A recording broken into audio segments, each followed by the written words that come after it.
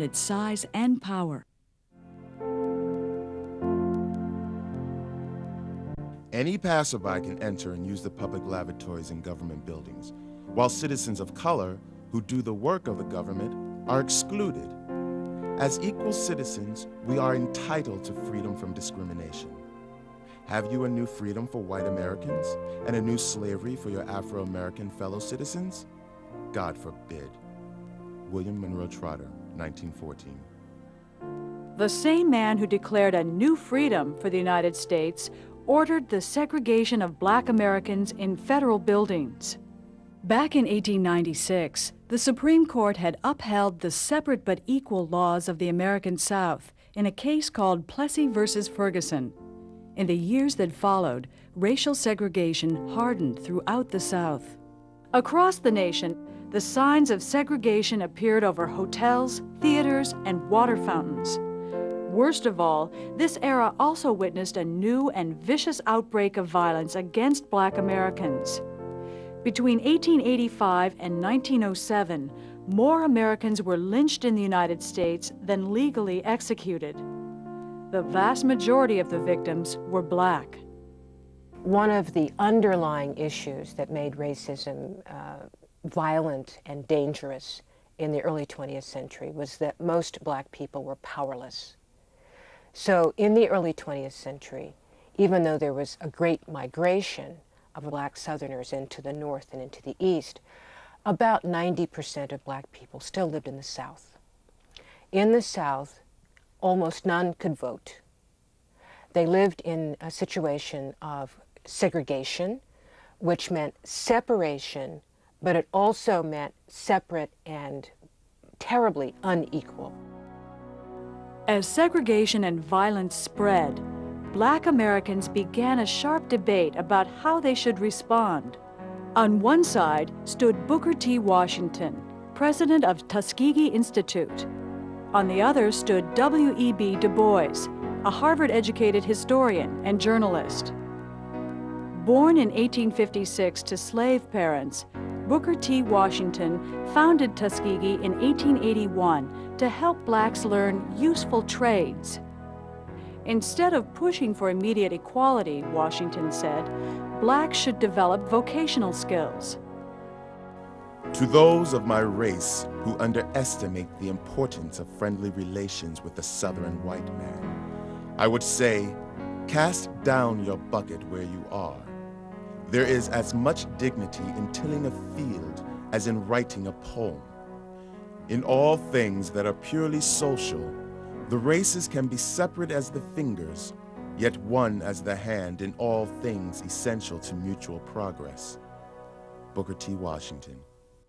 Where Washington counseled patience and gradual uplift through hard work and Black self-help, W.E.B. Du Bois demanded immediate and equal rights for African Americans in schools, housing, and employment.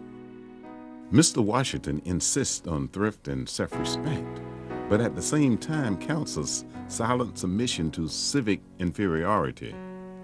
Is it possible that 9 million men can make progress in economic lines if they are deprived of political rights? By every peaceful method, we must strive for the rights which the sons of the fathers would fain forget. We hold these truths to be self-evident, that all men are created equal. W.E.B. Du Bois, 1903. Other Americans lost their rights because of the content of their opinions rather than the color of their skins. One major target of persecution were the socialists, who believed that American workers, not their bosses, should own the nation's industries. Socialist Party candidates won offices in over 300 cities, including Milwaukee and San Francisco. In the 1912 presidential election, socialist candidate Eugene Debs won almost 1 million votes. To Debs, the Wilson-Roosevelt dispute over the size of American corporations made no sense. All that mattered was who owned them. The Republican, Democratic, and Progressive parties all stand for private ownership of the productive machinery used by workers. The Socialist Party is the one party which stands squarely for the abolition of industrial slavery. Eugene Victor Debs, 1912. This message struck fear in the hearts of the country's law enforcement authorities, who tried to silence the socialists by jailing them. Debs himself would be arrested and sentenced to federal prison for opposing the draft during World War I. Another group persecuted because of their opinions were the Industrial Workers of the World, or Wobblies. Like the socialists, the Wobblies thought that laborers, not corporate kingpins, should own the nation's factories. But where socialists preferred to work through the polls, the IWW called for strikes and sabotage against big businesses. So businessmen organized groups of vigilantes to harass and intimidate Wobblies. Like Eugene Debs, hundreds of Wobblies would be hauled off to prison during the First World War.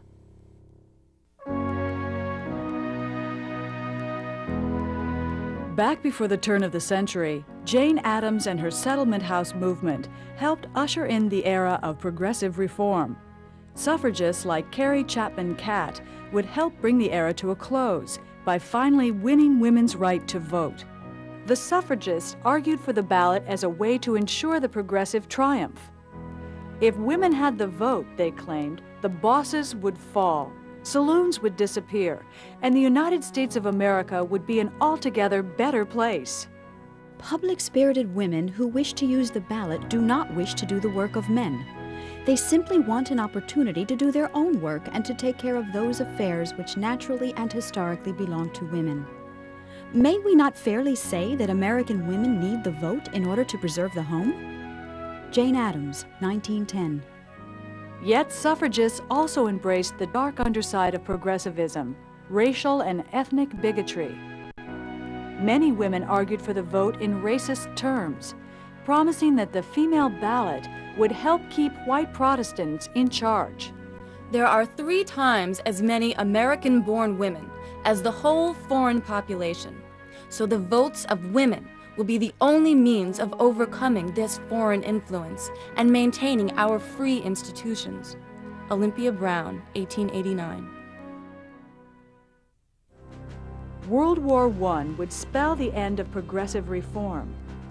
Trust busting came to a complete halt as corporations formed huge cartels to arm and equip the nation's soldiers.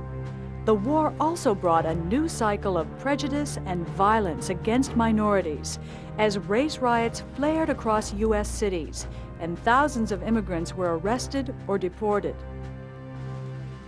The progressives still had unanswered questions.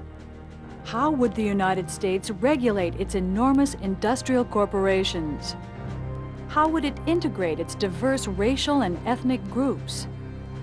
How would it fulfill the democratic ideals upon which the nation was founded? Since the American Revolution, waves of reformers had called upon the nation to renew these ideals. Before the Civil War, they fought to eliminate slavery, drunkenness, and poverty. The progressives picked up this reform spirit, which would reappear during the 1930s and again in the 1960s. Behind all of these movements lay the distinctive American faith that we can remake the world.